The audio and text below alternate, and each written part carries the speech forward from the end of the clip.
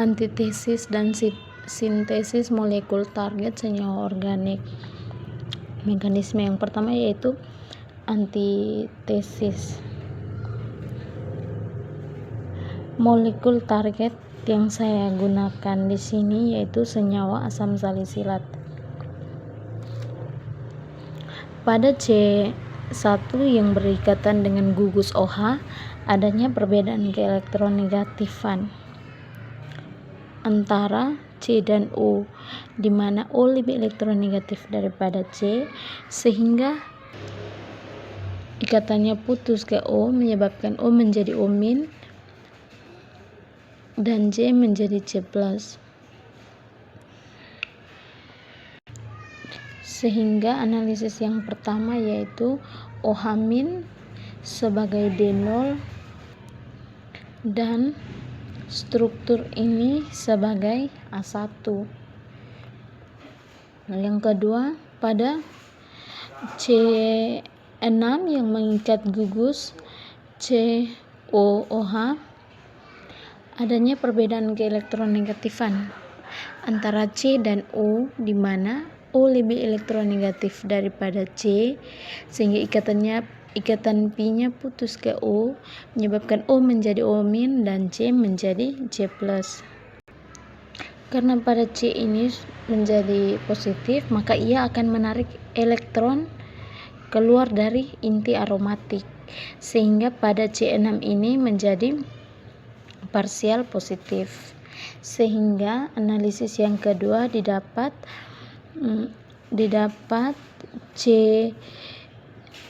COOH sebagai D0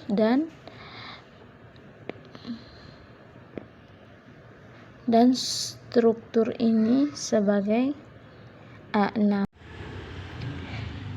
Mekanisme reaksi yang kedua yaitu sintesis. Untuk membentuk struktur yang utuh, di sini saya menambahkan pada C1 ini gugus Br, sehingga senyawa ini ditambah dengan NaOH. Proses sintesis di sini pada C6 pada gugus COOH adanya perbedaan keelektronegatifan antara C dan O, di mana O lebih elektronegatif daripada C, sehingga ikatannya putus ke O menyebabkan O menjadi O- dan C menjadi plus. Begitu pula dengan C yang ikat OH, adanya perbedaan keelektronegatifan antara C dan O, di mana O lebih elektronegatif daripada C, sehingga ikatannya cenderung ke O, menyebabkan O menjadi parsial negatif dan C menjadi sangat-sangat parsial positif. Sangat parsial positif dari C ini akan terpolarisasi ke C aromatik, C6 aromatik. Parsial positif dari C6 aromatik ini akan terpolarisasi ke C1, C5 dan C3.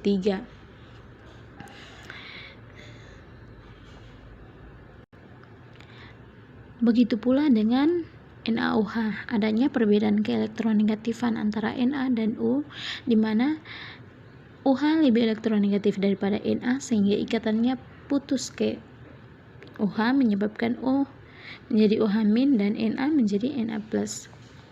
Karena C1 ini sudah sangat-sangat parsial positif, maka OH- ini mampu untuk berikatan sementara dengan C1. Ini ikatan sementara.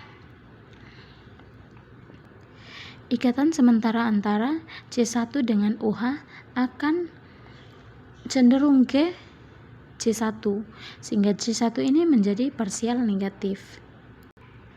Karena C1 ini sudah parsial negatif, maka terjadi peningkatan elektron.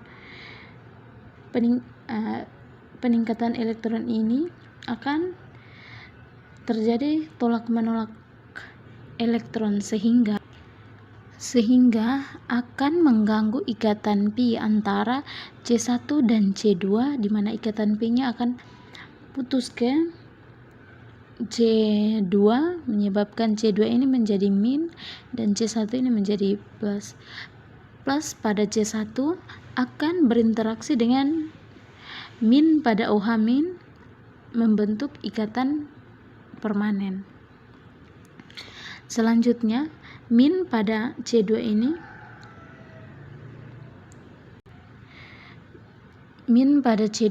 terjadi peningkatan elektron sehingga akan mengganggu ikatan sigma antara C2 dengan C3, di mana ikatan sigmanya akan cenderung ke C3 menyebabkan C3 ini menjadi parsial negatif. Karena C6 ini sudah menjadi parsial negatif, maka terjadi peningkatan elektron pada C3. Terjadi peningkatan elektron ini akan menyebabkan tolak-menolak elektron, sehingga parsial negatif dari C3 akan mengganggu ikatan pi antara C3 dan C4. Mengganggu ikatan antara C3 dan C4, di mana ikatan pi-nya putus ke C4 menyebabkan C4 menjadi min dan C3 menjadi plus. Plus pada C3 ini akan berinteraksi dengan min pada C2 membentuk ikatan pi baru. Selanjutnya, min pada C4 ini akan mengganggu ikatan sigma antara C4 dan C5, di mana ikatan sigmanya akan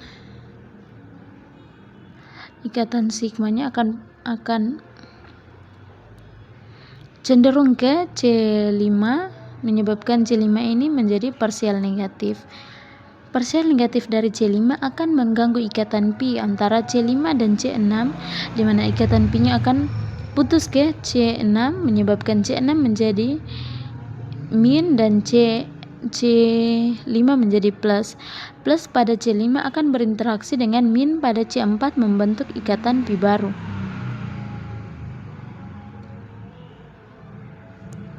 Selanjutnya, min pada C6 ini akan mengganggu ikatan sigma antara C6 dengan C1, di mana ikatan sigmanya akan cenderung ke C1 menyebabkan C1 menjadi parsial negatif. Parsial negatif dari C1 akan mengganggu ikatan antara OH dan antara C dengan OH, C dengan Br, di mana yang lebih elektronegatif ini yaitu ikatan antara C dengan Br, sehingga ikatan antara C dengan Br ini akan putus ke Br menyebabkan Br menjadi min dan C1 menjadi plus. Plus pada C1 ini akan berinteraksi dengan min pada C6 membentuk ikatan pi baru.